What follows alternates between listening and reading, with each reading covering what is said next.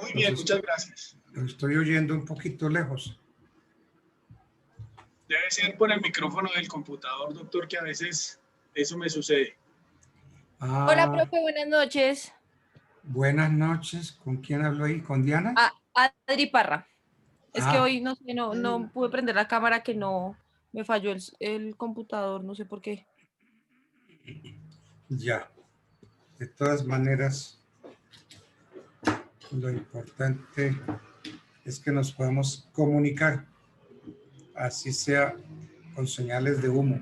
Gracias, profe. Bien, viendo cosas, ¿no? Que uno se aterra como hoy, pues estos miembros de las FARC reconozcan que dieron la orden de matar a Álvaro Gómez Hurtado y estén así como tan tranquilos dando esa noticia. A mí, no sé, se me para la peluca. Pero se ven cosas en nuestro pobre país. Bueno, hoy quiero empezar con un tema, que es el tema de la opción. Ustedes saben que los herederos pueden optar por aceptar o repudiar la herencia. Entonces ese es un derecho que se llama derecho de opción.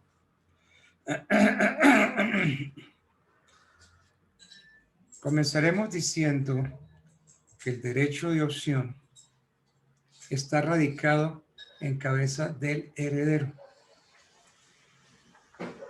Y una vez ocurrida la delación de la herencia, ¿se acuerdan qué es delación de la herencia, cierto?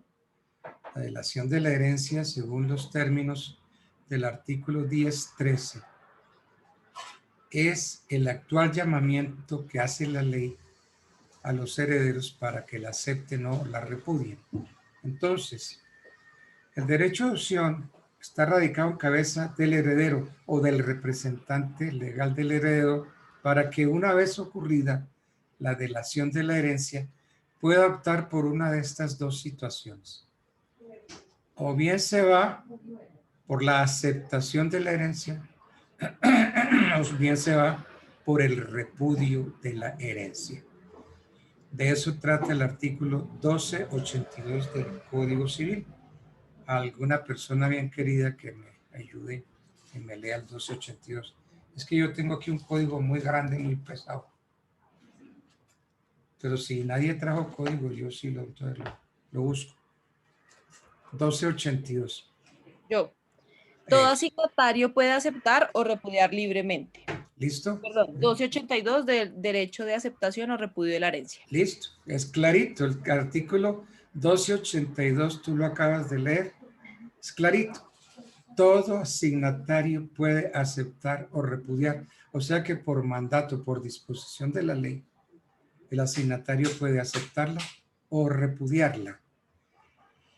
Hay algunos que aconsejan no emplear el término repudio, que más que repudio es renuncia. Bueno, yo entiendo lo mismo, ¿no? Repudiar o renunciar es como lo mismo.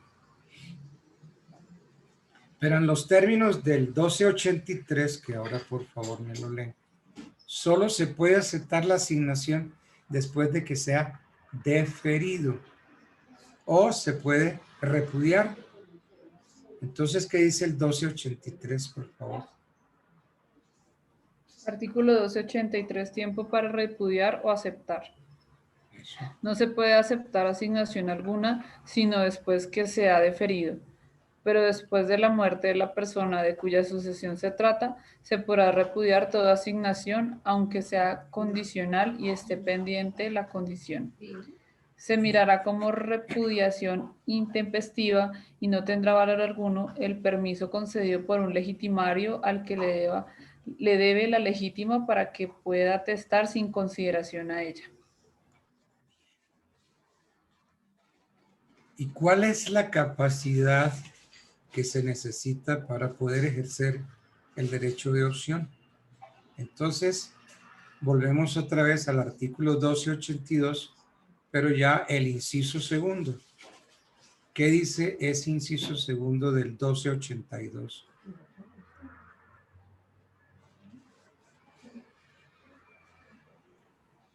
Exceptuándose las personas que no tuvieran la libre administración de sus bienes, las cuales no podrán aceptar o repudiar, sino por medio o con el consentimiento de sus representantes legales. ¿Ves? Entonces, se necesita una capacidad especial. Solo aquellos que tengan la libre administración de sus bienes, ellos pueden aceptar o repudiar libremente la herencia. ¿Hay algún plazo para que el heredero manifieste su voluntad de aceptar o repudiar la herencia? Yo he revisado autores y están de acuerdo en que el código no fija al heredero un plazo perentorio para que manifieste su voluntad de aceptar o de repudiar la herencia. De modo que, pues pasa y estamos viendo que muchas veces no se inicia porque por ignorancia de los herederos o por desidia, en fin, por la simple dejadez del heredero que no se ve urgido a pronunciarse. Entonces, parece que este problema se resuelve con la prescripción extintiva de que habla el 791 del año 2002. Buenas noches, doctor. Buenas noches, ¿quién me habló? ¿Quién me habló? Luz Gutiérrez, doctor. Ah, doña Luz Gutiérrez. Buenas noches, Luz. Luz Gutiérrez, doctor. Sí, Luz. Perdón, ¿ustedes me están oyendo bien? Sí, señor. Perfectamente, doctor. Sí, señor. Sí, doctor, sí, señor. Sí, doctor. Sí, muy bien. Bueno. ¿En qué momento se puede ejercer ese derecho de opción? Entonces, el derecho de opción lo podemos ejercer una vez deferida la asignación, es decir, después de la muerte del causante. Ahora vamos a leer, vamos buscándolo, el 1289. El 1289, en concordancia con el 492 del Código General del Proceso, establece que cualquier asignatario goza del derecho a demandar ante el juez competente. Y entonces, ¿qué le pueden pedir al juez? Que obligue al heredero a que acepte o a que repudie la sucesión. Esa misma disposición, el 1289, le fija al asignatario un plazo de 20 días subsiguientes a la presentación de la demanda para formular su declaración de aceptación o de repudiación.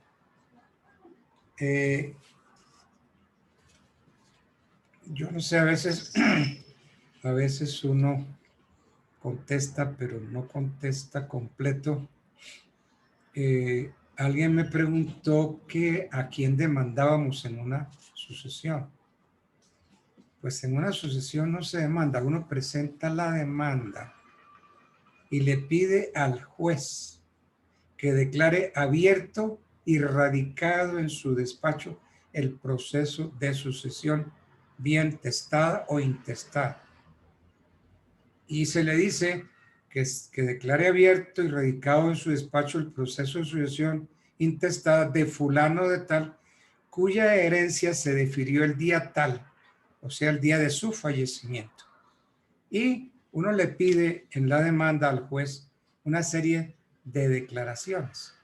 Por ejemplo, que se declare abierto y radicado en su despacho el proceso de sucesión intestada del señor fulano de tal, quien se identificó en vida con cédula tal. que se declare a la señora tal como cónyuge sobreviviente y a los hijos tales como herederos. Que se emplace a todos los que se crean con derecho a intervenir en el proceso. También puede uno pedir ahí, como veíamos, las medidas cautelares preventivas de embargo y secuestro de bienes, oficiar a la Oficina de Registro de Instrumentos Públicos, pedir el embargo, secuestro y todo eso, y se hace una relación de bienes.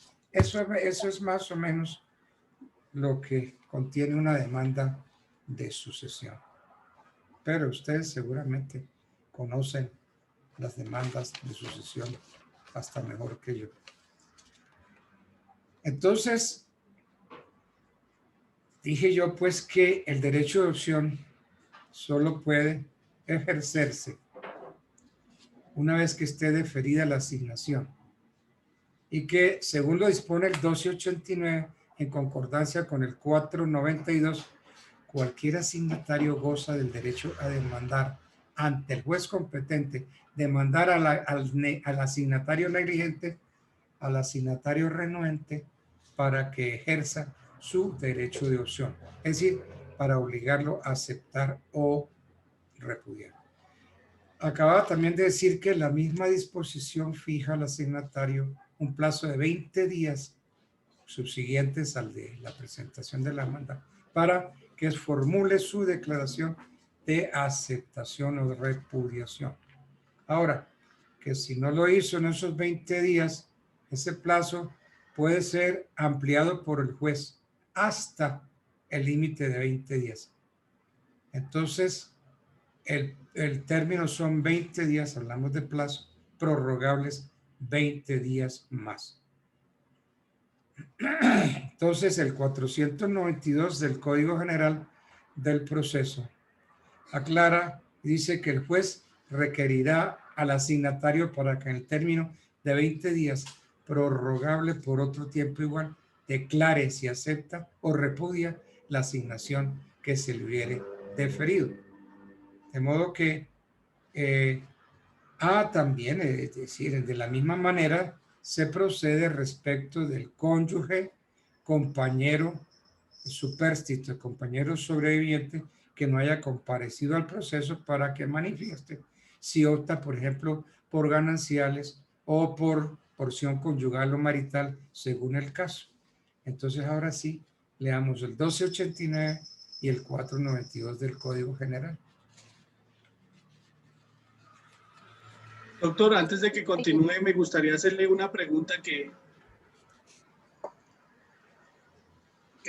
bueno, en la sentencia que estamos desarrollando para la actividad, me genera una duda con todo esto, porque cuando hay un menor de edad y tiene una albacea que determina y el que toma sus decisiones, pues digamos que en este caso ese albacea puede repudiar la herencia, pero va a haber inconveniente cuando este menor de edad tenga capacidad para decir, hombre, yo no quería repudiar esa herencia o por X o Y motivo. Lo que pasa es que hay unas situaciones encontradas bueno, en la sentencia lo dice muy taxativamente, pero me atañe esa duda, porque si un albacea puede tomar esa decisión o no.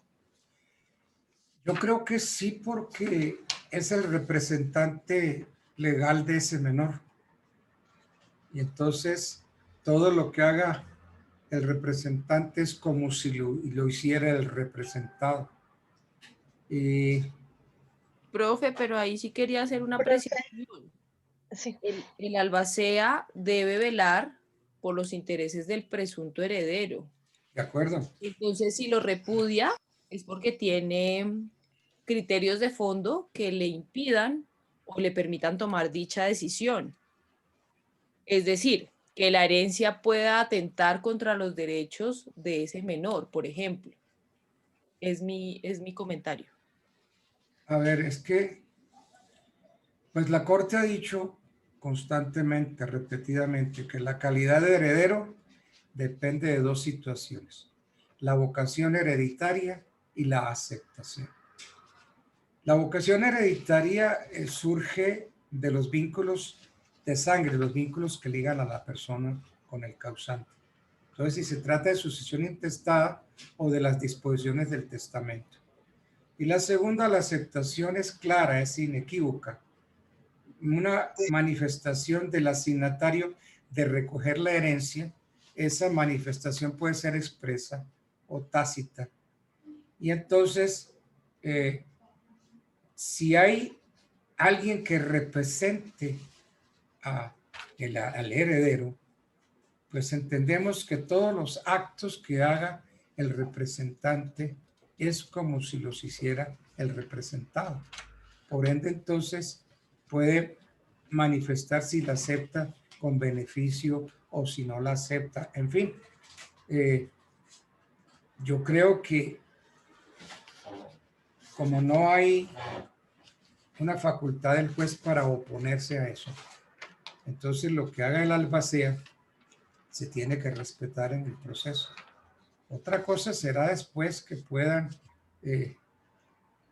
atacar la aceptación de la herencia, porque, por ejemplo, ha debido aprovechar el beneficio inventario, ¿no? Y no lo hizo el albacea. El beneficio de inventario le otorga al heredero el derecho de no responder, sino hasta concurrencia de los bienes que reciba. Por allá creo que es el 1304 del código, hace consistir el beneficio inventario en no hacer a los herederos que aceptan responsables de las obligaciones hereditarias o testamentarias. De modo que pues se podría impugnar, pero en principio diríamos que todo lo que haga el albacea está bien hecho, porque está actuando conforme a la ley y es como si el representado lo hiciera. Bueno, es que, miren ustedes, Qué complejo. adelantándonos, sí, el problema es muy complejo. ¿Quiénes concurren al inventario? El albacea.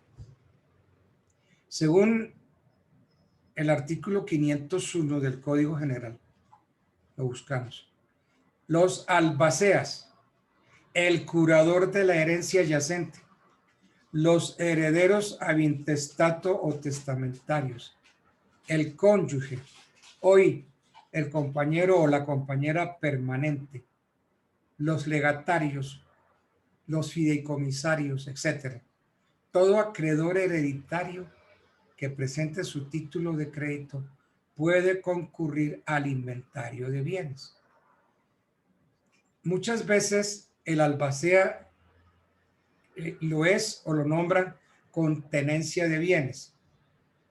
De modo que el albacea es una figura muy fuerte, muy poderosa en la sucesión, y lo que haga el albacea no admite discusión, porque lo está haciendo conformidad con la ley. Claro, si no, pues hace cosas ilegales, pero de todas maneras el albacea tiene un poder muy grande, representa en todo el asignatario. Bueno, no sé si estamos bien o no. Claro que estos son temas muy álgidos, ¿no? Sí, de todas maneras, pues, doctor, lo que la duda, y usted me lo acaba de aclarar, pues obviamente el albacea, pues garantiza, ¿no? La herencia, digamos de esta manera, al menor, pero lo que viene después es la reclamación de pronto si hay un repudio, y el de menor cuando ya tenga su capacidad, de pronto dice, no, hombre, yo la quería. Era eso. Mil gracias, doctor. No, señor, con gusto. Bueno, Doctor,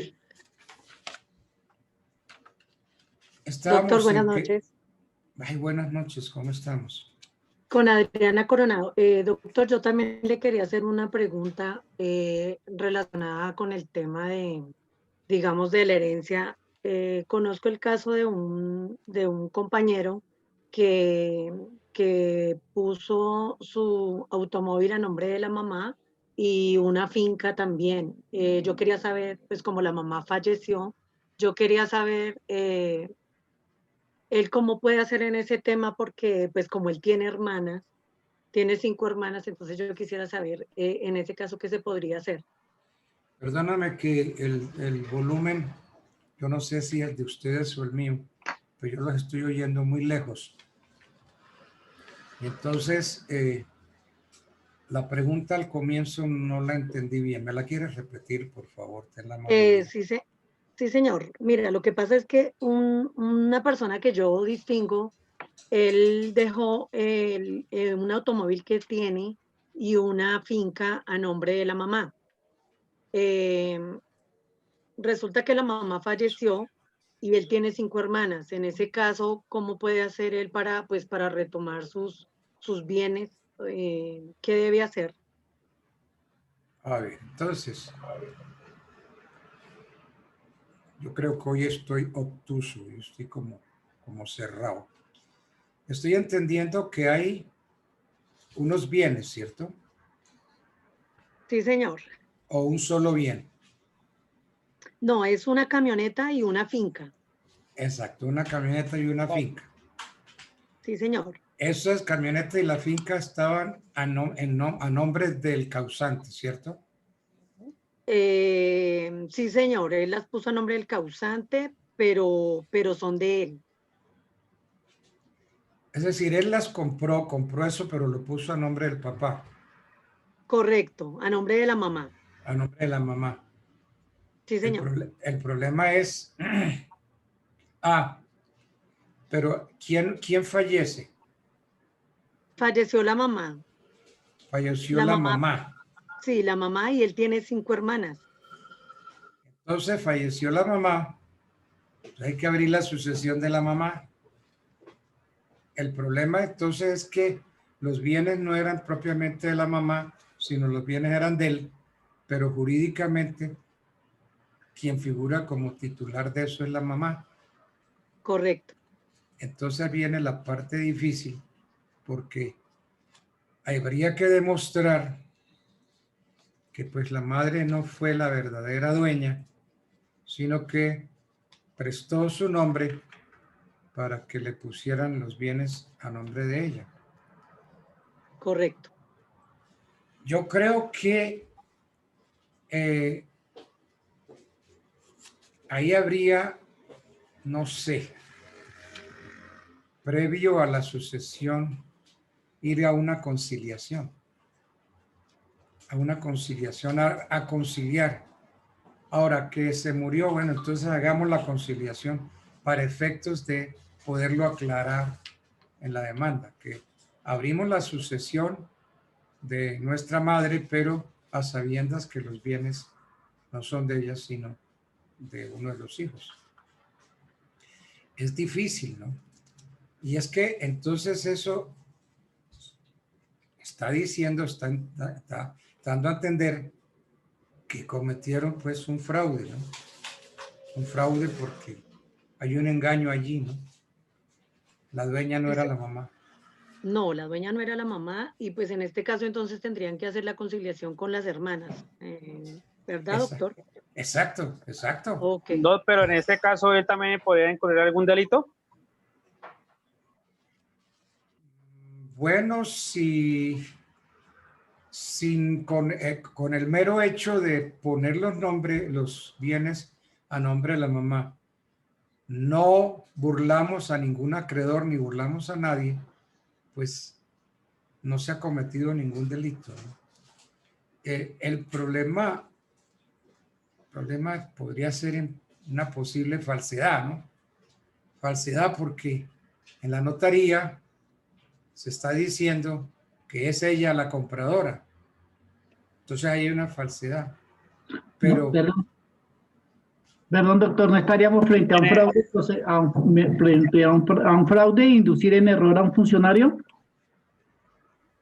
En este caso, si de pronto la mamá estuviera a llegar viva, ¿cómo harían de pronto para que sustentar de que ella sí pudo comprar dicho terreno de gran extensidad de hectáreas que la mamá no hubiera tenido como el dinero para comprarlo. Pero la venta entre padre e hijo no es nula.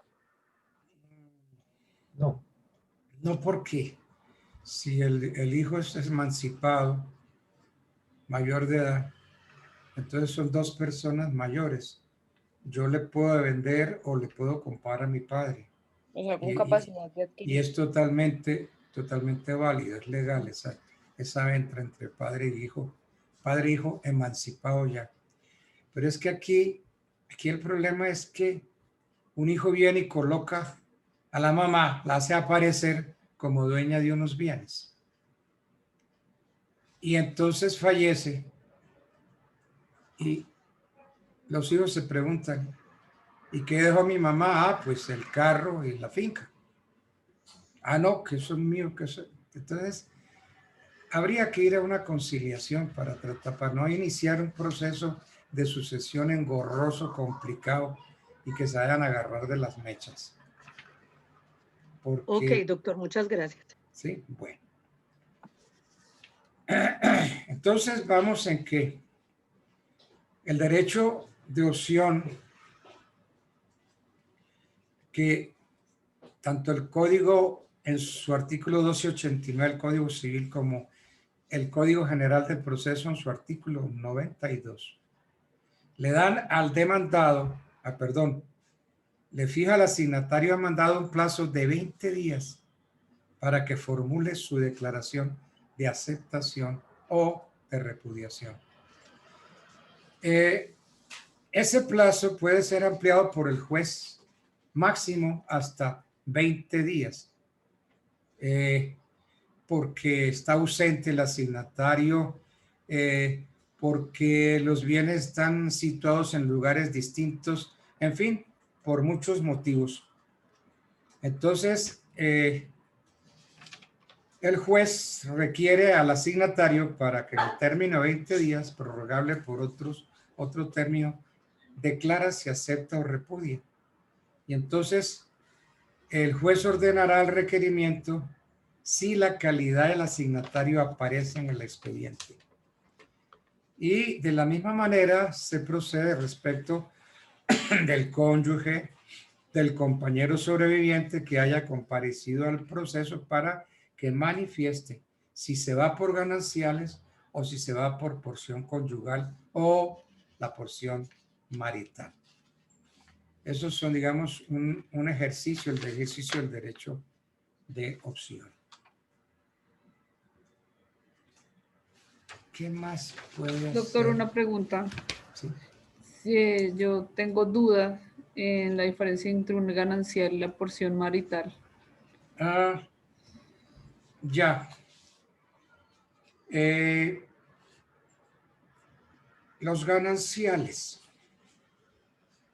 Cuando tú te casas, cuando yo me caso, celebro por el hecho del matrimonio, dice por acá el artículo 180 del Código.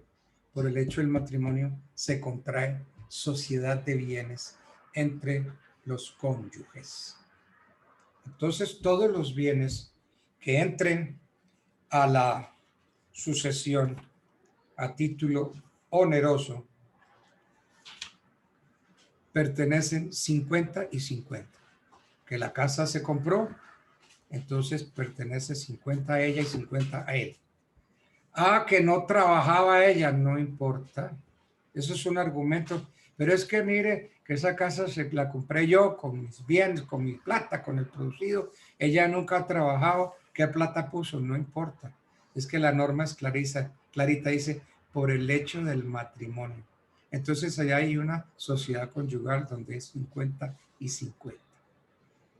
La porción conyugal, si mal no estoy, eso está entre el artículo 1230 a 1238, 1249 y pues paro de contar. Repito, 1230 a 1238 y 1249. La porción conyugal es aquella parte del patrimonio del causante del patrimonio del difunto que la ley le asigna al cónyuge sobreviviente, al cónyuge vivo, al cónyuge supérstite, que carece de lo necesario para su congrua subsistencia.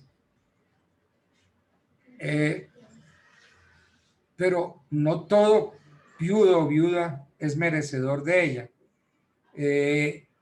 Se requiere que ese cónyuge supérstite no tenga bienes. Ahora, que tiene bienes, entonces creo el 1234 permite que cuando el cónyuge vivo no tenga bienes, pero que no son de tanto valor como la porción conyugal, entonces tiene derecho al complemento a título de porción. Ahora bien, el cónyuge divorciado tiene derecho a la porción conyugal cuando no haya dado lugar a la comisión de hechos que generaron el divorcio, o que murió y es inocente. Si el esposo murió, ella es inocente. Entonces, el criterio, más que todo se da en el divorcio, el criterio del divorcio sanción busca castigar al culpable quitándole la porción conyugal. Entonces, la porción conyugal, ¿a qué equivale? La porción conyugal equivale a la cuarta parte de los bienes del difunto en todos los órdenes sucesorales. Por ejemplo, a ver, pensemos. Yo muero y dejo 120 millones que llevé al matrimonio, ¿correcto? Yo muero y dejo 120 millones que llevé al matrimonio, pero quedaron vivos mis padres y mi mujer.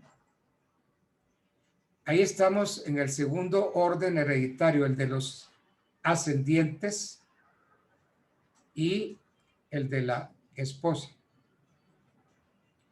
En el ejemplo este de los 120 millones, ¿cuál sería la porción conyugal? La porción conyugal equivale a la cuarta parte de los 120 millones, es decir, 30 millones, ¿cierto?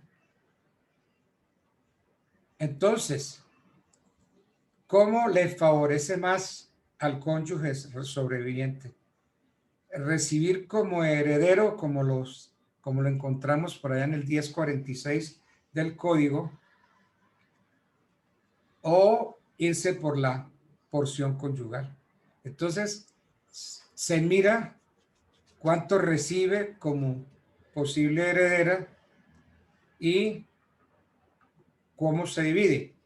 Por ejemplo, si quedaron los ascendientes y el cónyuge nada más, si yo muero y yo no tengo hijos, no tengo a nadie, pero sí quedan mis padres y mi esposa, la herencia se va a dividir entre los tres y se va a dividir 120 entre 3, entonces recibiría 40 millones, que sería mayor que la cuarta, o sea, la porción conyugal. Porque decía que la porción conyugal, los 100 millones se dividen entre 4, daría 30. Pero en cambio aquí la herencia se va a dividir entre 3. Entonces, 120 dividido entre 3 da 40. Entonces va a recibir 40 millones mayor que la cuarta de porción conyugal. Entonces, el 1236 señala que es la cuarta parte de los bienes de la persona difunta en todos los órdenes. Y también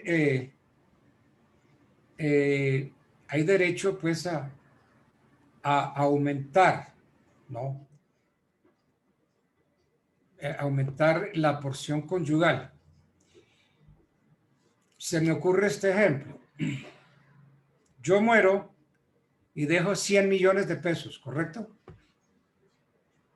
Mi mujer tiene 18 millones, pero yo hice testamento y le dejo a mis padres 100 millones. La ley dice que mi mujer va a recibir 25 millones, que es la cuarta parte que le corresponde como porción conyugal. Ahí estamos. ¿Me van siguiendo? ¿Sí me lo están? Sí, señor. Sí, doctor. Sí, señor. Sí, repitamos entonces. Yo muero, dejo 100 millones, pero mi mujer tiene 18 millones. Pero yo hice testamento y le dejé a mis padres, los 100 millones de pesos. Entonces la ley dice que mi mujer va a recibir 25 millones, que es la cuarta parte que le corresponde como porción conyugal.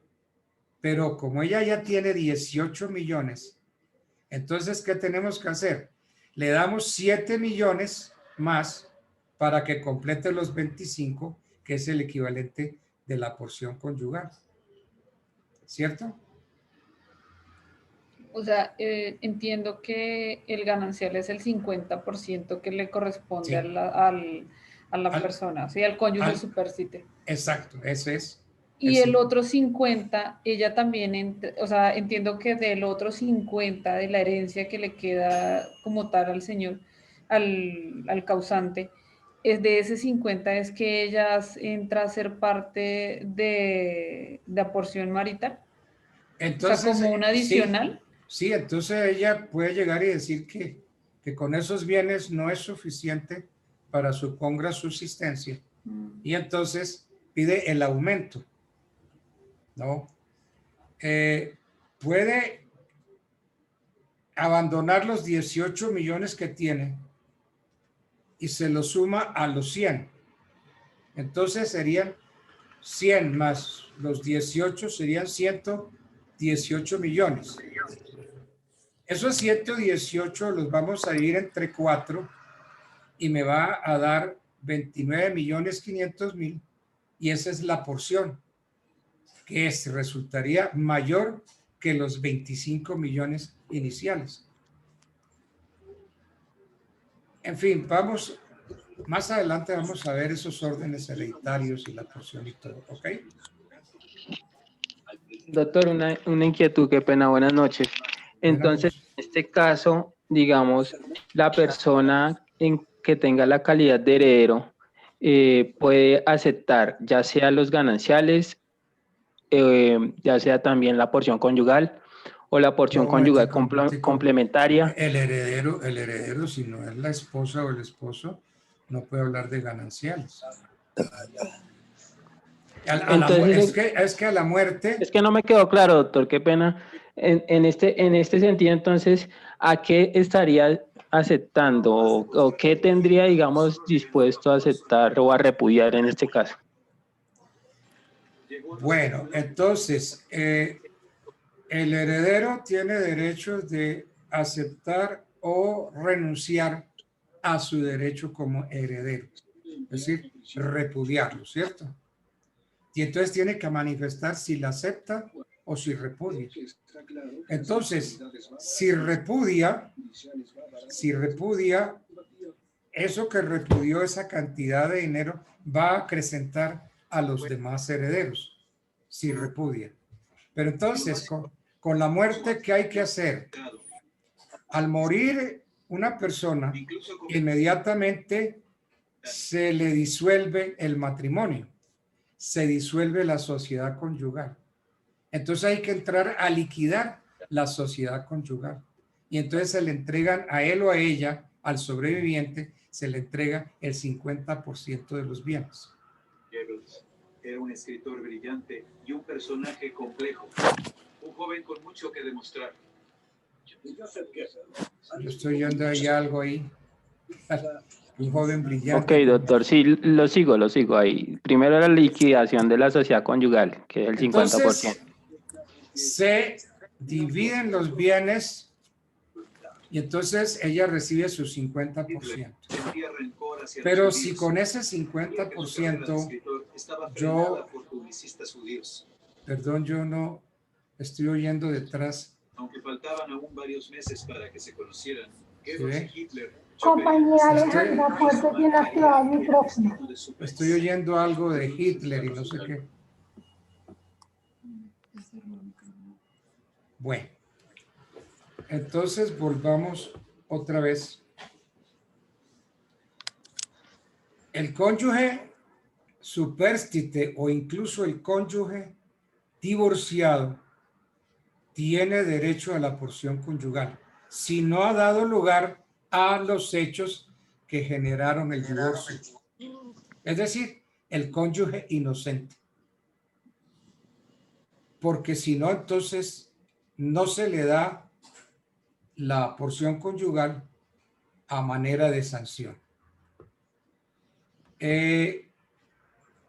Tenemos que la porción conyugal es la cuarta parte. Entonces, muy bien. Murió el causante, se liquida la sociedad conyugal.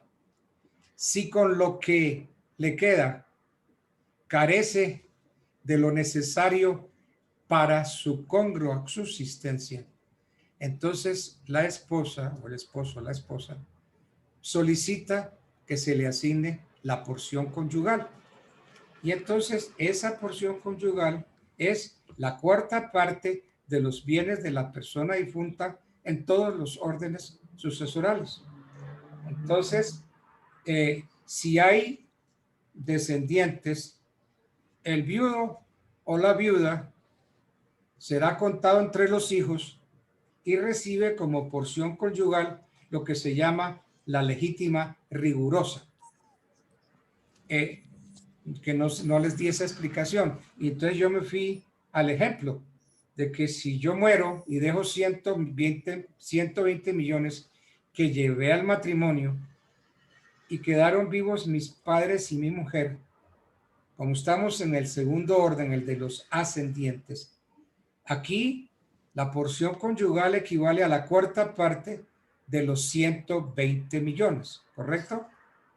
Entonces 120 millones dividido por 4 da 30. Esa sería la porción conyugal. Ahora, aquí habría que tener en cuenta que al cónyuge le favorece más recibir como heredero en la forma señalada en el 1046, porque si los ascendientes más próximos son dos, es decir, los padres del causante, más el cónyuge vivo, entonces se van a repartir la herencia por cabeza. De esta manera sale más favorecido el cónyuge supérstite. ¿Por qué? Porque la herencia, los 120 millones, se divide entre 3 y entonces ella va a recibir 40 millones, que es mayor que la cuarta proporcional. ¿Ok?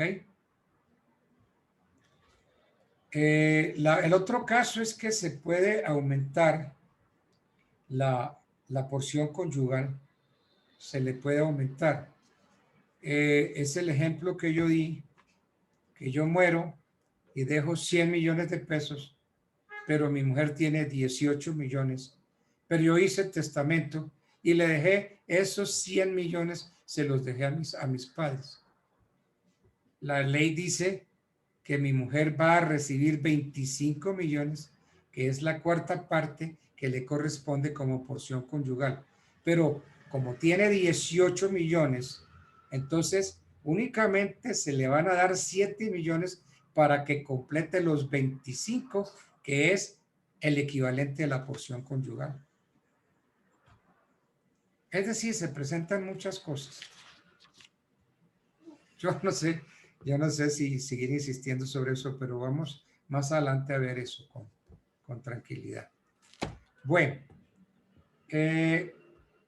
nosotros veníamos viendo los efectos, ese plazo de los 20 días que da el juez al asignatario. Durante ese plazo de los 20 días o el adicional, los otros 20 días concedido por el juez, ¿para qué se da? Para que el asignatario inspeccione los bienes constitutivos de la asignación.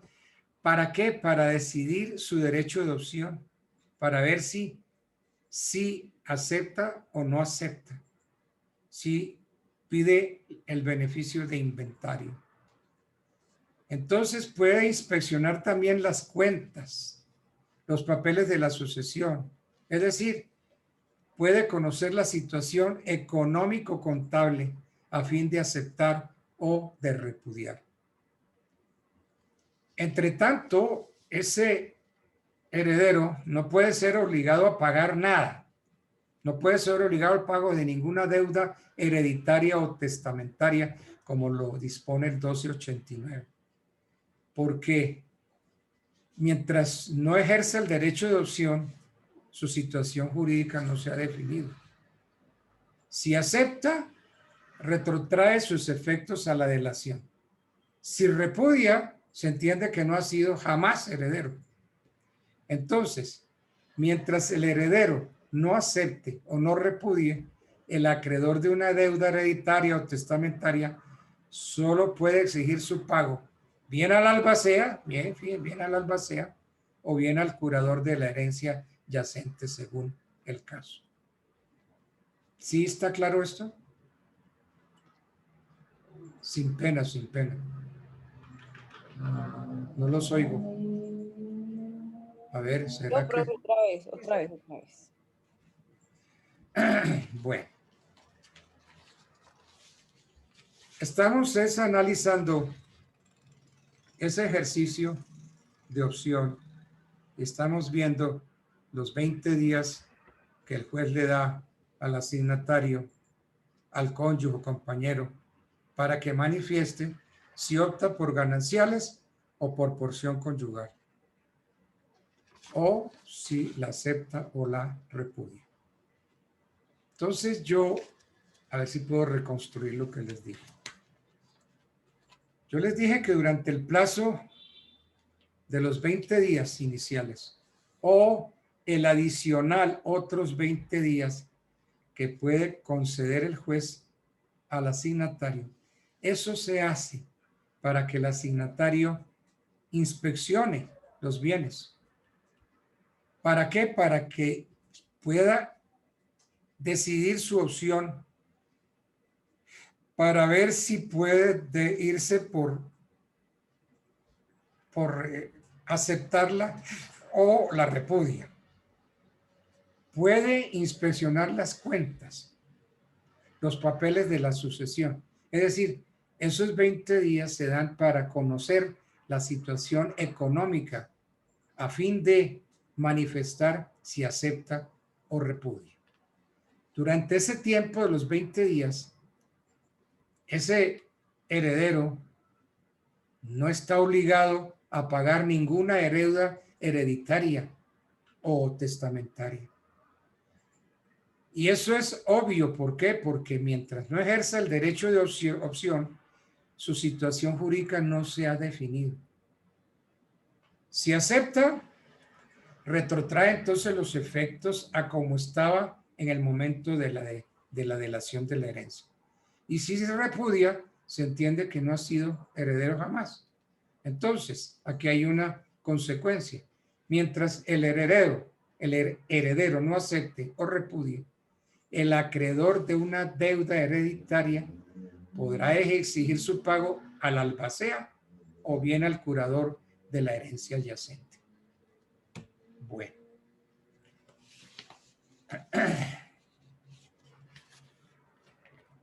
Metámonos ahora en el tema de la aceptación de la herencia.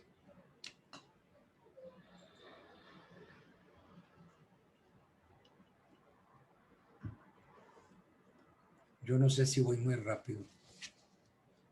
Me da pena con ustedes.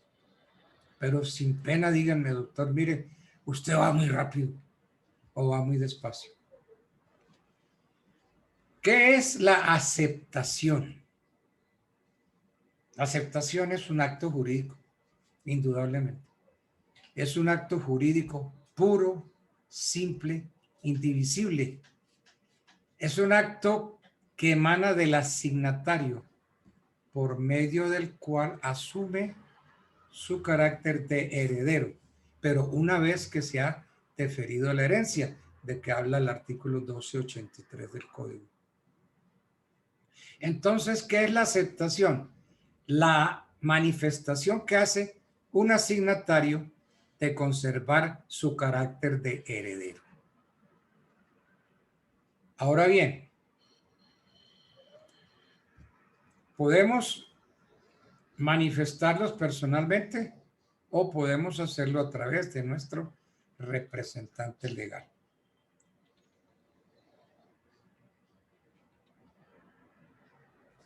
Entonces, ¿de qué depende la calidad de heredero? Depende de dos condiciones muy exactas. Depende de la vocación hereditaria y de la aceptación, pudiendo ser la aceptación expresa o tácita, como lo describe el 1298 del Código. Ayer les decía yo que entendemos por vocación hereditaria. Por vocación hereditaria entendemos ese hecho concreto de llamar, ese hecho concreto que hace el juez, de llamar a los consanguíneos más cercanos a que se manifiesten, a que vengan a recoger la herencia como herederos o como legatarios. Entonces, ese es el momento de la aceptación de la herencia. Hay diversos tipos de aceptación. Podríamos hablar de que hay clases de aceptación. Tenemos que decir que hay dos formas de aceptar. La aceptación puede ser llana, es decir, pura y simple. Aceptación pura y simple, no sometida a nada, ni a plazo, ni a condición, a nada. La aceptación pura y simple. Sí, acepto. O puede decir que acepta, pero con beneficio de inventario. Entonces, puedo aceptar condicionalmente. ¿Por qué? Porque digo, acepto de conformidad con el inventario. O sea, que si recibo 20, señor juez, hasta 20 pago. Mientras que en la otra la acepto, una aceptación pura y simple.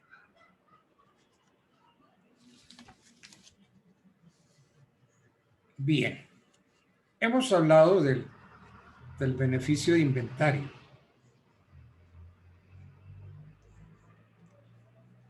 Hemos dicho varias veces cómo el asignatario, a partir de la delación de la herencia, puede aceptarla o repudiarla. Eso está en el artículo 1282 del Código Civil. El asignatario, a partir de la delación de la herencia, puede aceptarla o repudiarla. O renunciarla, como dice don Luis Claro Solar en Chile. ¿De qué manera lo puede hacer? Mediante un acto expreso o tácito, del cual se deduzca la manera como se va a aceptar. Entonces, la aceptación, como dijimos, debe hacerse pura y simple, es decir, sin someterla a modalidades, ni a plazo, ni a condición. O puede aceptarla con beneficio de inventario. El beneficio de inventario, ¿qué es? Es un derecho. Un derecho que la ley le reconoce al heredero, en virtud del cual el heredero puede limitar su responsabilidad en la sucesión, su responsabilidad en relación con las deudas hereditarias, hasta el valor de los bienes heredados. Si recibo 20, señor juez, hasta 20 pago. Es un beneficio que la ley otorga al heredero para no obligarlo a responder más allá de lo que recibe, para que no tenga que poner de su propio peculio. Entonces, según el 1304 del Código, el beneficio consiste en no hacer a los herederos que aceptan responsables de obligaciones testamentarias o hereditarias mayor de lo que reciben. Es decir, si recibo 20, yo no voy a pagar 40. ¿Por qué? Porque me acogí al beneficio de inventario. Ahora,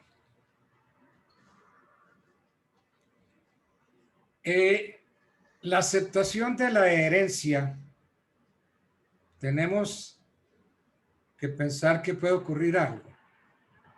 El heredero guarda silencio. Entonces, desde el Código de Procedimiento Civil se aclaró y se dice y se entiende, se supone que la aceptación se hizo con beneficio de inventario. Entonces, si no se pronuncia sobre su derecho de opción, se entenderá entonces que se acoge al beneficio de inventario. Ese beneficio de inventario viene del derecho romano, de la época de Don Justiniano.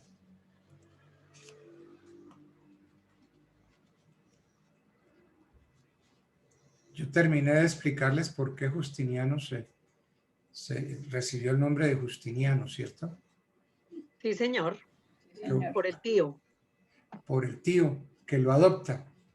Y entonces a los hijos adoptivos les agrega, ya me acuerdo, sí que yo les dije que sí. A mí me adopta Hércules, ¿cómo me llamo? ¿Cierto? Porque si yo adoptado por Hércules, tengo que tomar el nombre de mi padre adoptante, el Hércules, y para diferenciarme de los demás, tengo que agregarle la partícula niano, entonces yo voy a quedar Herculiano. Es. Eso, doctor. Bueno, y la esposa de Justiniano fue Teodora. Teodora fue, a ver, eso sí no se los dije. La prostitución es quizás el oficio más antiguo de la humanidad. Pues en Roma había prostíbulos. Y había en la época de Justiniano un prostíbulo que le llamaban el Embolum.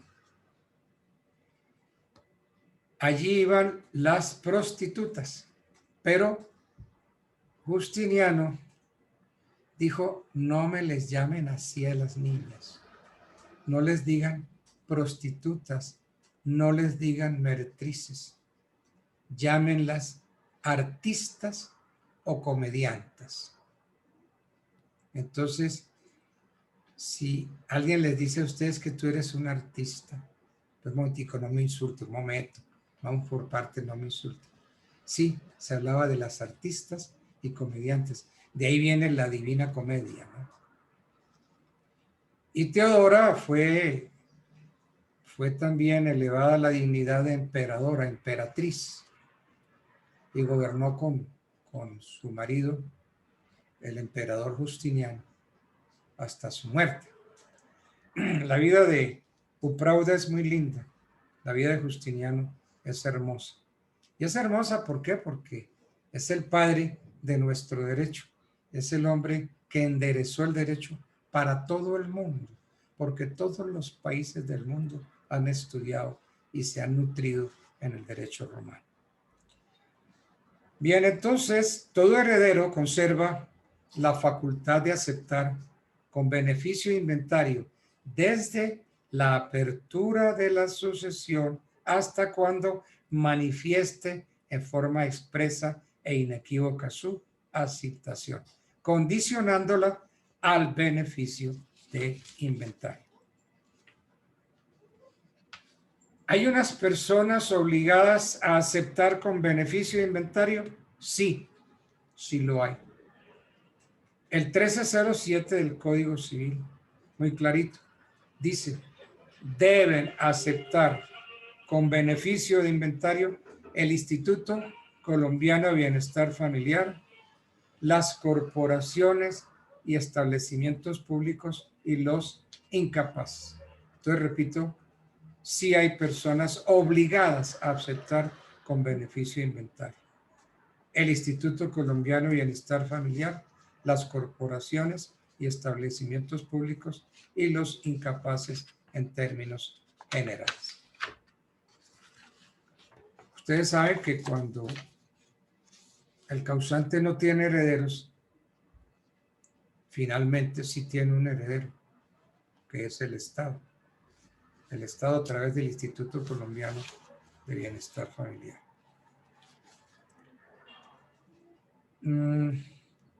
Ya les había dicho, comenté que, por razón de la pregunta que me hicieron, ¿qué personas concurren al inventario?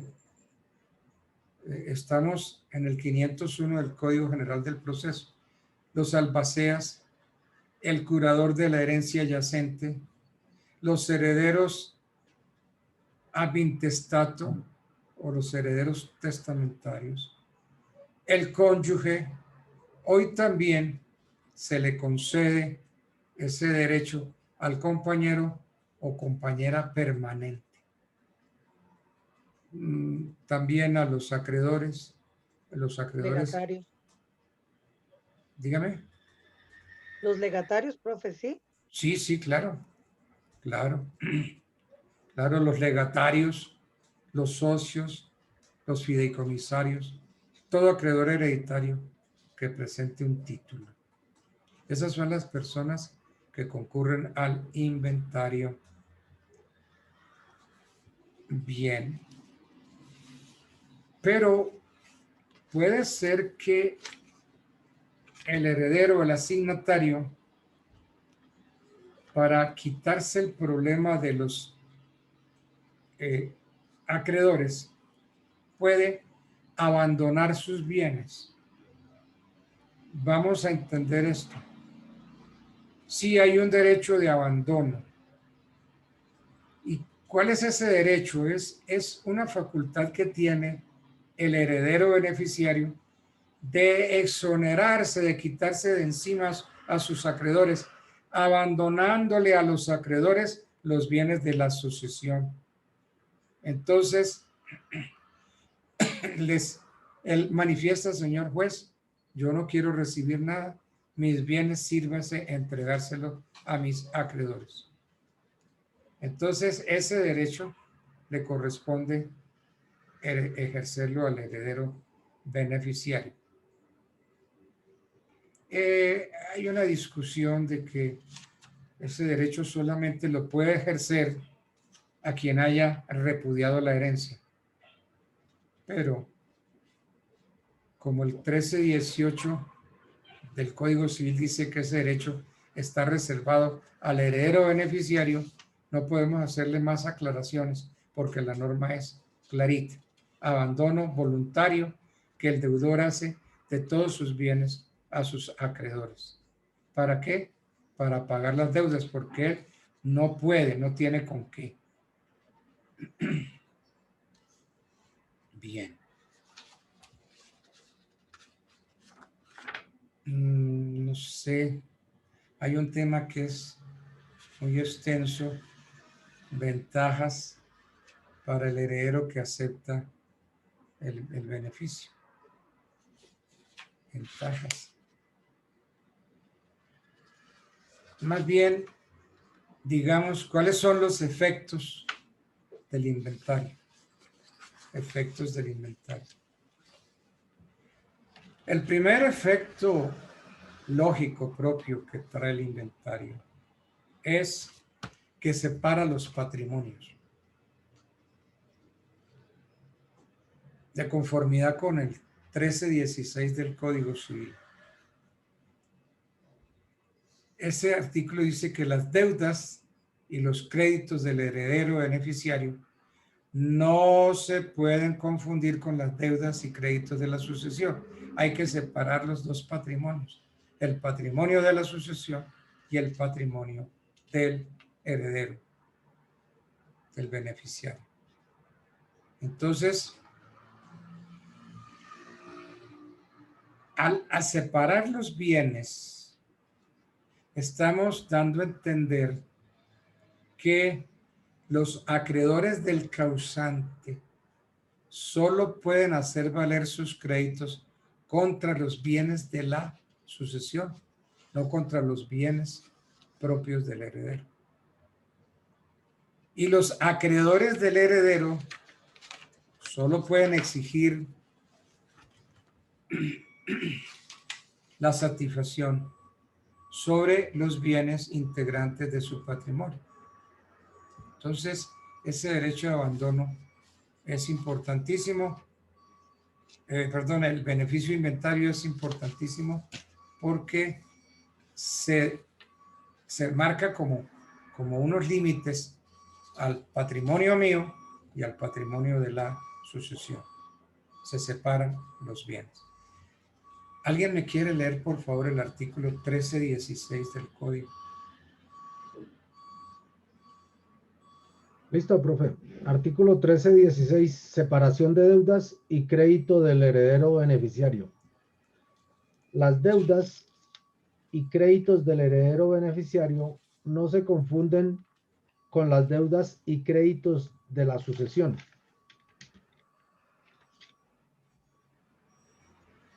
Bien. Pero, ¿en qué tiempo puede hacerse ese abandono? El 1318, ahora dicho, leamos para no. 1318 el Código Civil, por favor. Artículo 1318. Abandono de bienes por el heredero beneficiario. El heredero beneficiario podrá en todo tiempo exonerarse de sus obligaciones, abandonando a los acreedores los bienes de la sucesión que deba entregar en especie y el saldo que reste de los otros, y obteniendo de ellos o del juez la aprobación de la cuenta que de su administración deberá presentarles, de los valores en que hubieran sido tasados. Entonces, ese heredero beneficiario puede abandonar, según el artículo que leímos, podrá abandonar en cualquier momento para exonerarse de las obligaciones. Puede abandonar a los acreedores los bienes y el juez le dará aprobación a ese abandono. ¿De qué responde el heredero beneficiario? Estoy buscando el artículo 1317 del Código Civil. 1317.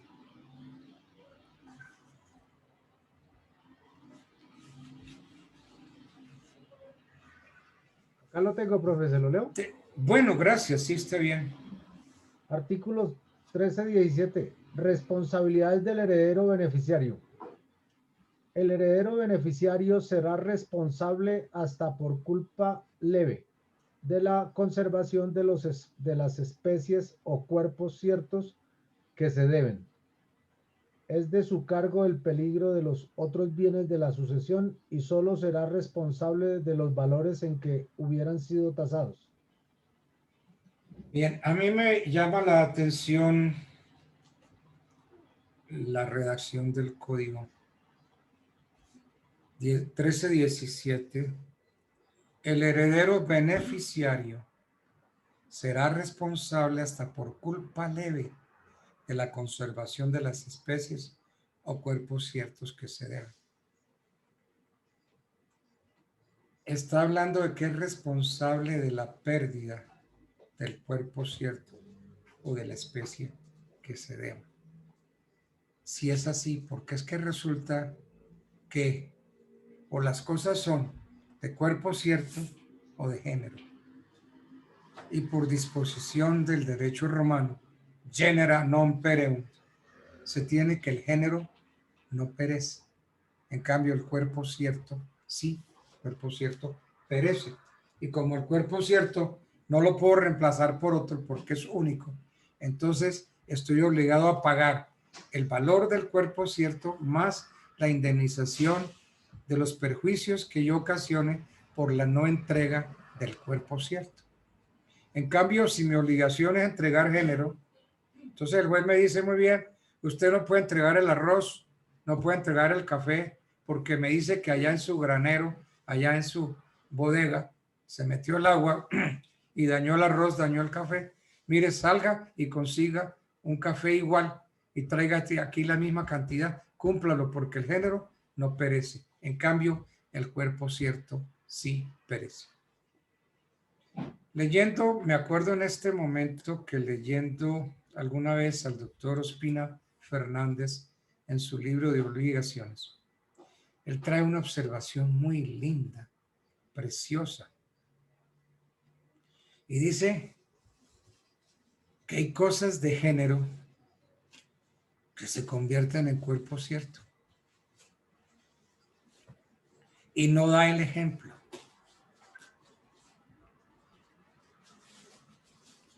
Yo me puse a pensar en algún ejemplo.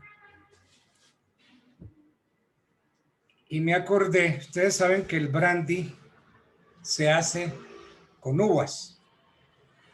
Y entonces, cuando el brandy se hace con uvas de la región de Coñac, entonces ya elegantemente decimos, dame un coñac. Si ese brandy se hace con las uvas de la región de Armagnac, entonces ya no decimos dame un coñac, sino dame un Armagnac. Sin embargo, el brandy o el mejor brandy del mundo no son los franceses. Hay un brandy griego que se llama Metaxa. Este es el brandy más rico, más sabroso, el más exquisito, el mejor de los brandys, el Metaxa. Entonces, Ospina Fernández dice, él no da el ejemplo, pero lo doy yo. Si alguien tiene una botella de brandy y yo la rompo, pues el juez me obliga a reponer el brandy porque es género, brandy. Se rompió el aguardiente, pues hombre, traiga una botella de aguardiente. No sabemos si es de Cundinamarca, si es tolimense, si es antioqueño. Como la idea es reponer la botella de aguardiente, pues cualquier aguardiente sirve. Pero si se trata de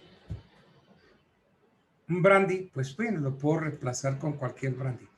Pero, dice Ospina Fernández, que hay cosas de género que se convierten en el cuerpo cierto. Pero si mi obligación es reponer la botella de Armagnac, de Metaxa, perdón, vaya, salga y consiga Metaxa, no lo encuentra. Usted puede ir por todas las licoreras, por todo Bogotá, puede ir a Cali, Barranquilla, Medellín, y no lo consigue. Entonces, ese brandicito se volvió cuerpo cierto. Y entonces, ahí sí, ese cuerpo cierto pereció. Y si pereció por mi culpa, yo estoy en la obligación de pagar el valor más la indemnización de los perjuicios. En cambio, cuando es el género, lo reemplazo por otro género. Entonces, la obligación del vendedor de conservar la cosa hasta su entrega se refiere a cosas de especie o de cuerpo cierto. Cuando ustedes lean en el código que la obligación del vendedor es la de entregar la cosa, sepan que se está refiriendo a cuerpo cierto. ¿Por qué? Porque si la obligación es de entregar un género, pues no tengo necesidad de cuidarlo, no estoy en la obligación de cuidarlo. ¿Por qué? Porque si se dañó el café, se dañó el arroz, lo reemplazo por otro. Pero si se daña el cuerpo cierto, ya no lo puedo reemplazar porque el cuerpo cierto perece. Entonces soy obligado a pagar el valor del cuerpo cierto más la indemnización.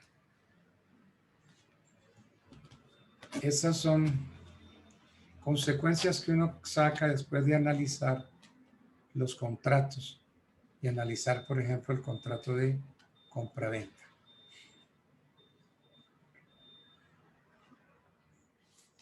Un caballo es género, ¿cierto? Pero, ¿cuántos caballos palomos blancos existen? Entonces el caballo palomo blanco que conocemos es el calomo de Bolívar.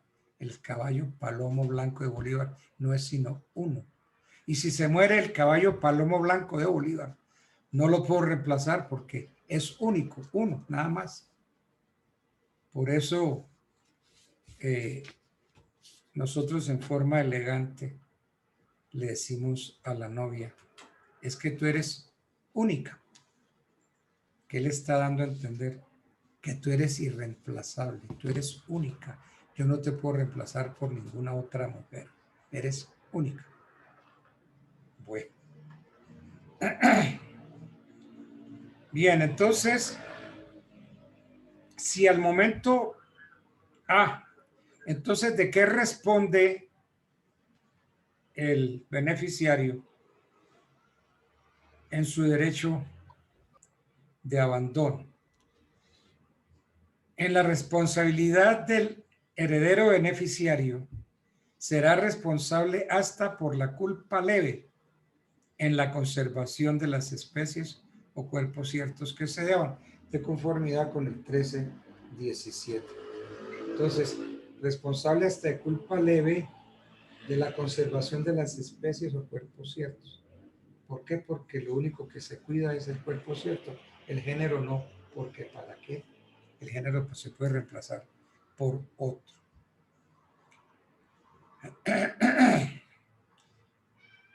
Entonces, hablando del beneficio, hay otra responsabilidad muy linda, y es que se dice, yo no sé si es el artículo 69 del Código Civil.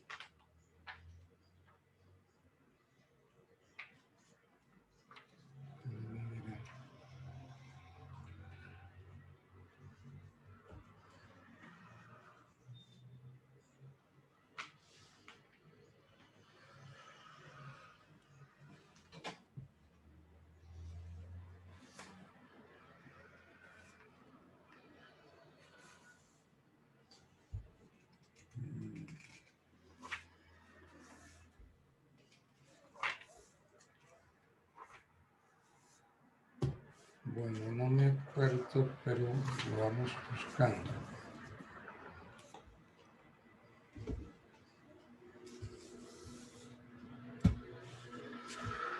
Hay un artículo que yo le llamo el culpódromo, que habla de la responsabilidad por la culpa y la divide en culpa leve, grave, etc. Si ustedes se acuerdan cuál es, me ayudan. Hay un artículo que habla de que la culpa puede ser grave, leve, y entonces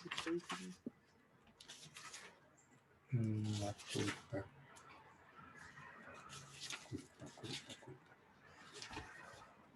No sé si es el 60 y algo. Culpa, 63. 63, sí señora. Miren este artículo, es lo más lindo. Dice, la ley distingue 3 especies de culpa o descuido. Culpa grave, negligencia grave, culpa lata. Es lo mismo, ¿no? 3 maneras de hablar de una misma culpa. Culpa grave, negligencia grave, culpa lata. ¿En qué consiste? Dice, es la que consiste en no manejar los negocios ajenos con aquel cuidado que aún las personas negligentes de poca prudencia suelen emplear en sus negocios propios. Esta culpa en materia civil equivale al dolo. Dice, culpa leve, descuido ligero. Es la falta de aquella diligencia y cuidado que los hombres emplean ordinariamente en sus negocios. Culpa o descuido sin otra calificación significa culpa o descuido leve. Y más adelantico dice el código, el que debe administrar un negocio como un buen padre de familia es responsable de esta especie de culpa, es decir, de la culpa leve. Y entonces yo un buen día me puse a pensar quién era el padre de familia. Eso no lo traté anoche, ¿cierto?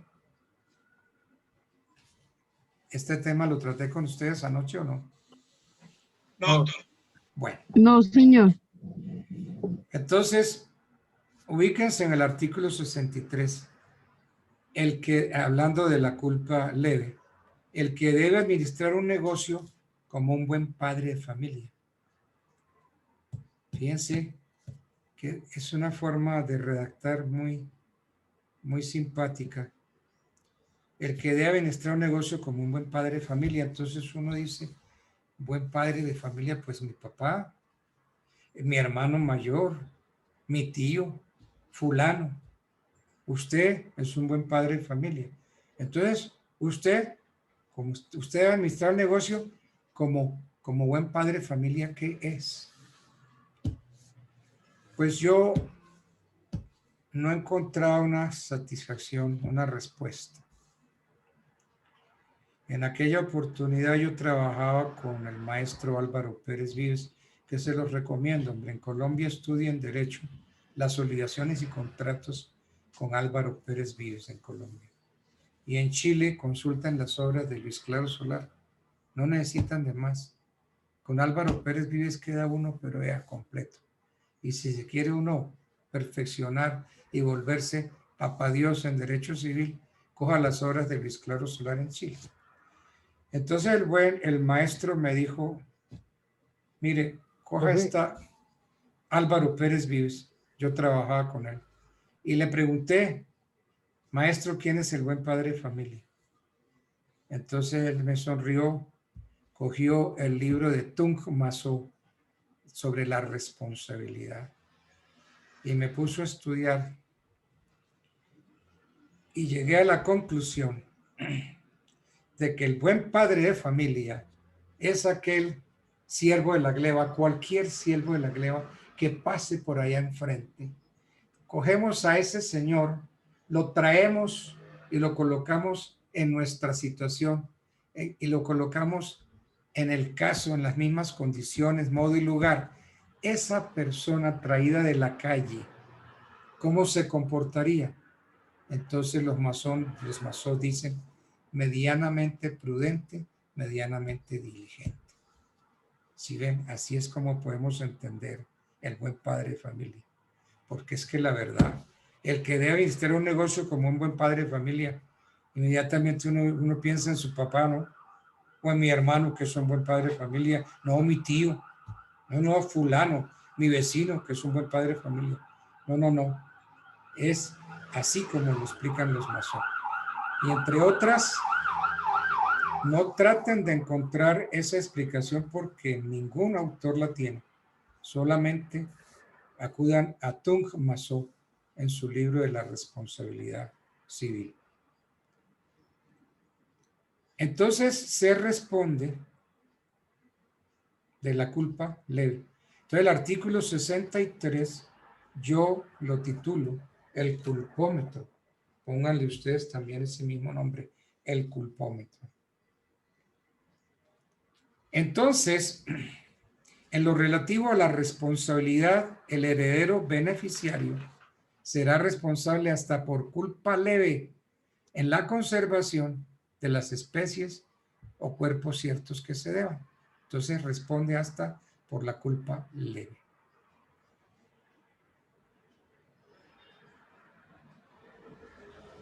Ya vimos quiénes están obligados a recibir con beneficio de inventario.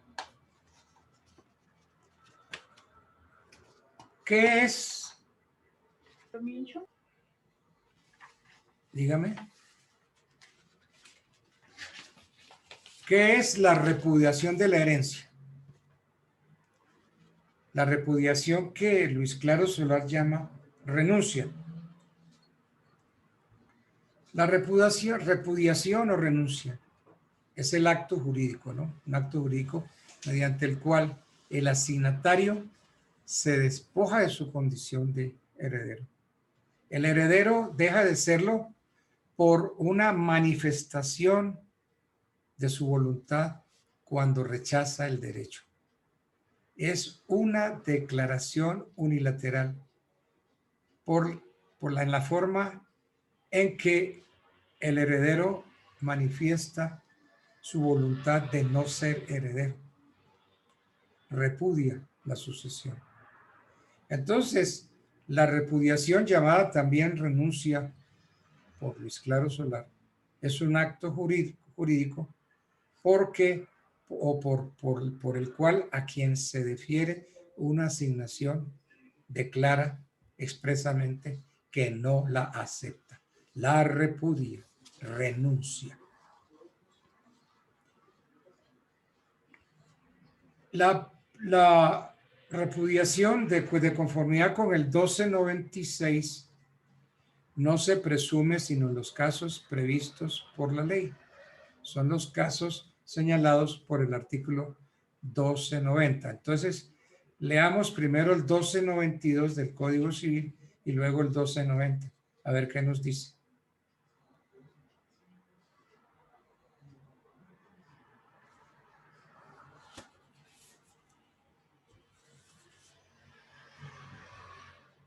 ¿Alguien quiere leerme el artículo? Doctor, el artículo 1290. 1292, presunción de derecho del repudio. ¿Sí?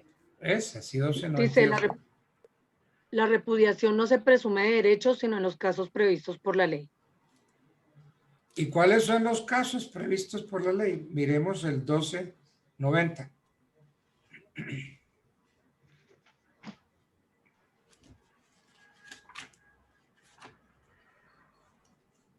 Dice que repudio presunto del asignatario constituido en mora de declarar si acepta o repudia, se entenderá que repudia.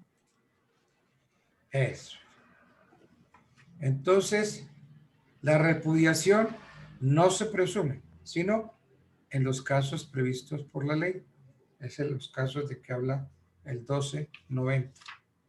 Estoy buscando el 482 del Código General del Proceso. Búsquenlo ustedes y vamos a ver qué dice el 482. Lo encontré, 482. Declaración de yacencia. Eso.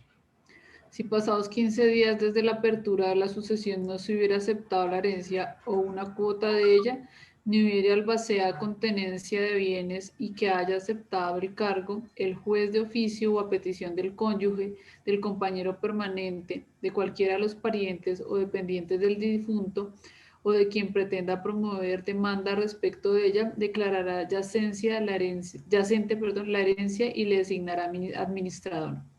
En la solicitud deberán relacionarse y determinarse los bienes del causante de que se tenga conocimiento e indicarse el lugar de su ubicación y conocerá de ella el juez competente para el proceso de sucesión.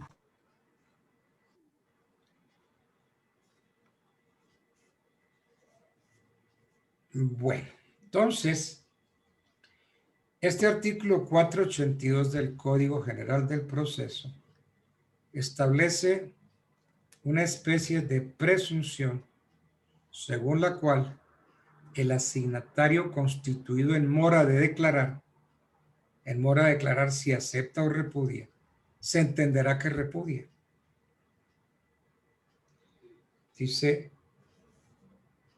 si pasados 15 días de la apertura de la sucesión no se hubiera aceptado la herencia o una cuota, ni hubiera albaceada con tenencia de bienes que el juez de oficio o a petición del cónyuge, compañero permanente de cualquiera de los parientes o dependientes del difunto de quien pretenda, declarará yacente la herencia y designará un procurador.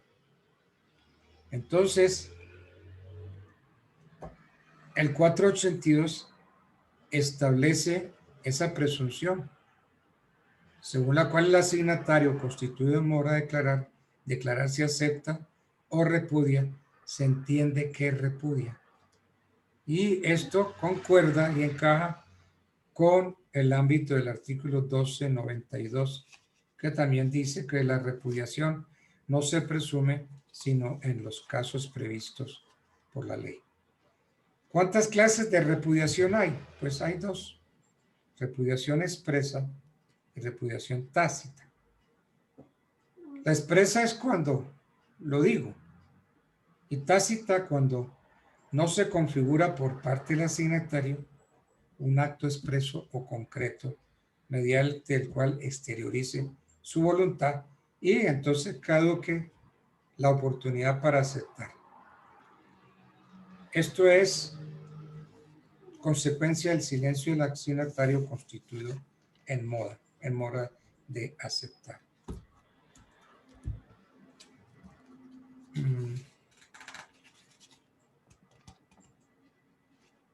Profe, ¿le puedo hacer una pregunta? Sí, claro. Es que usted dijo que obligaciones y contratos se pueden estudiar con Álvaro Pérez Vives y mencionó otra persona importante para nosotros estudiar, pero no le copié el nombre. Sí, señor. Mire, ojalá ustedes consigan las obras del maestro Álvaro Pérez Vives.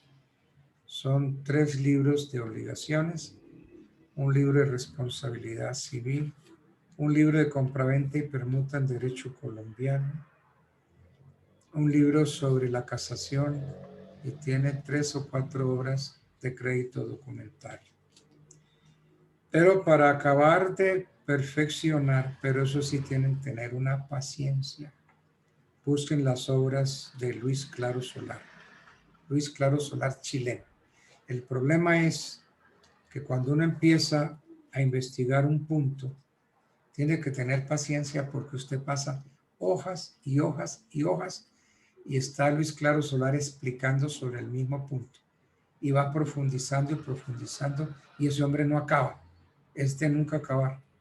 Esa parte es la parte aburridora, pero es la sapiencia del hombre. Él no podía explicar una cosita así en 2 palabras. Entonces, para entender algo, hay que leerse 15, 20 hojas sobre un mismo puntico. Pero es lo más grande que ha dado el derecho romano y los que recibimos la herencia del derecho romano. Luis Claro Solar en Chile y entre nosotros Álvaro Pérez Vives. Bien. Doctor, disculpe, ¿le puedo molestar? Señor. Decía de que quienes deben de recibir con beneficio de inventario, usted mencionó al Instituto Colombiano y corporaciones. ¿Me repite las otras 2, por favor? Sí, los menores, ¿no? Los establecimientos públicos y los incapaces también. Sí, eso. Ellos son los que están obligados.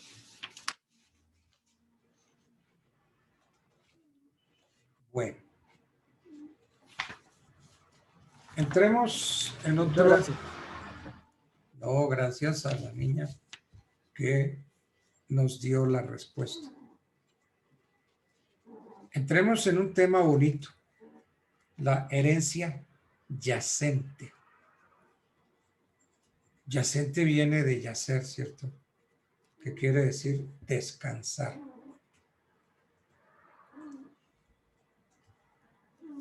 Se ha venido considerando que cuando hay un fallecimiento del causante, la herencia no es reclamada por sus herederos, entonces esta aparece como abandonada. Es decir, está yacente, no adyacente, sino está yacente, está abandonada. La herencia yacente ha tenido varias reglamentaciones en el Código Civil, en el Código de Procedimiento Civil, en la Ley 1306 de 2009 y en el Código General del Proceso. Entonces ha tenido 4 reglamentaciones: Código Civil, Código de Procedimiento Civil, Ley 1306 del 2009 y Código General del Proceso. Todo esto lleva a esa confusión.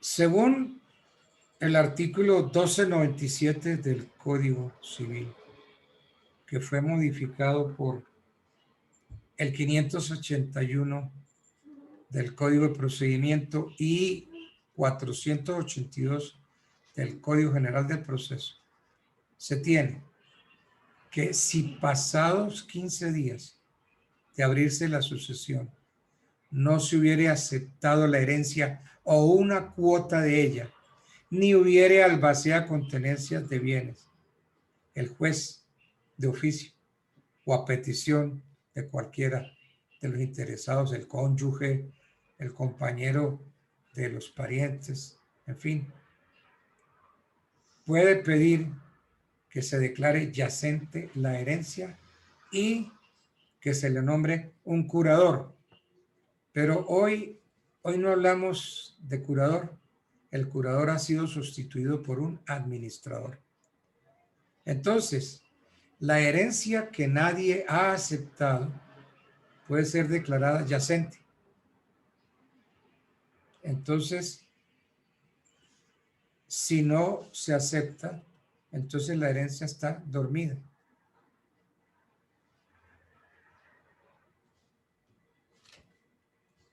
Pero entonces son 15 días para poder pedir la declaratoria de yacencia. Otra cosa es la herencia vacante. La herencia yacente resulta de su declaratoria por el juez. Entonces hay que hacer ahorita una diferencia, distinguir entre herencia yacente y herencia vacante. Entonces yacente es la herencia que no ha sido reclamada y el juez da 15 días.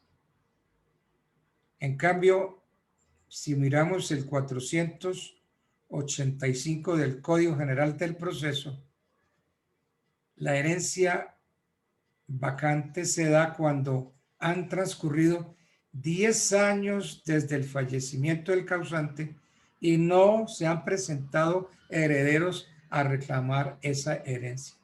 Entonces, el juez de oficio o a petición del interesado declara vacante la herencia, pero se necesita que hayan transcurrido 10 años. Ahora, ¿qué consecuencias trae? Que entonces, muy bien, pasan los 10 años y alguien interesado le pide al juez que declare la herencia como vacante. ¿Para qué? Se le dice, señor juez, declare la herencia vacante y ordene el remate de los bienes. ¿Sí ven? Porque es que llevan unos bienes ahí y no hay quien los reclame. Entonces se le pide al juez que declare la herencia vacante y por ende ordena el remate de los bienes. Con ese producido se pagan los gastos de la administración, se pagan algunas deudas, honorarios, y si hay un remanente se va a consignar a órdenes del Consejo Superior de la Judicatura. Profe, una pregunta al respecto. Señor. Cuando eso sucede que los herederos no abren la sucesión, se vence el término de los 10 años. Correcto. Pero ellos continúan viviendo en el predio. ¿Se actúa de la misma manera o hay otra forma? No, no interesa. La ley habla de que si han transcurrido 10 años, busquemos por favor el artículo 485 del Código General del Proceso. Vamos a ver si yo lo encuentro. Listo, profe, ya lo tengo. ¿Quiere leerlo, por favor? Artículo 485. Declaración de vacancia. Transcurridos 10 años desde el fallecimiento del causante, sin que se presenten herederos que reclamen la herencia, el juez de oficio o a petición del interesado la declarará vacante y dará a los dineros de que trata el numeral cuarto del artículo 483 la destinación que la ley sustancial establece. Bien, entonces tenemos dos cosas, ¿no? Para la vacancia, 10 años. Y para la yacencia, 15 días. Entonces, miren, para dejar bien claro, si pasados 15 días desde la apertura de la sucesión no se hubiere aceptado la herencia, entonces el juez de oficio o a petición de parte declarará yacente la herencia y le nombra administrador. ¿Ok? Si pasados 15 días desde la apertura de la sucesión. Esa es la herencia yacente. Y la vacancia, dice el 485 que usted leyó, dice que transcurrido 10 años desde el fallecimiento del causante, sin que se presenten herederos que reclamen la herencia, el juez de oficio o a petición del interesado la declarará vacante. Y a los dineros le da el tratamiento de que habla el artículo 483 del mismo código. Es decir... Una pregunta. Sí, dígame. En este caso, si se hace la sucesión y ya se ha repartido la herencia, en el transcurso del tiempo, pues sale una persona que supuestamente hace parte también de la herencia de la persona fallecida. ¿Cuánto tiempo tiene para que obviamente eso ya no tenga tiempo, ya tenga el tiempo permitido? Entonces vamos a buscar el tema en lo que se llama acción de petición de herencia. Vamos a buscar en el Código General del Proceso la acción de petición de herencia. Vamos a ver si lo encontramos.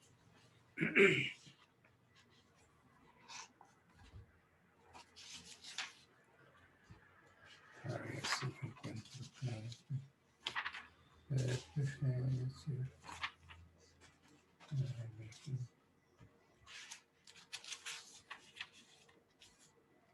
Así me aparece. Por P. Pago papeles, partes, partición. Parece que en el 1321, profe. Sí, eso estaba viendo también. 1325. 1321. Profe. Ah, del Código Civil. Sí, señor. Sí, señor, el Código Civil. Acción de petición de herencia. ¿Sí es esa, profe? Sí, vaya leyéndolo por favor mientras yo lo encuentro.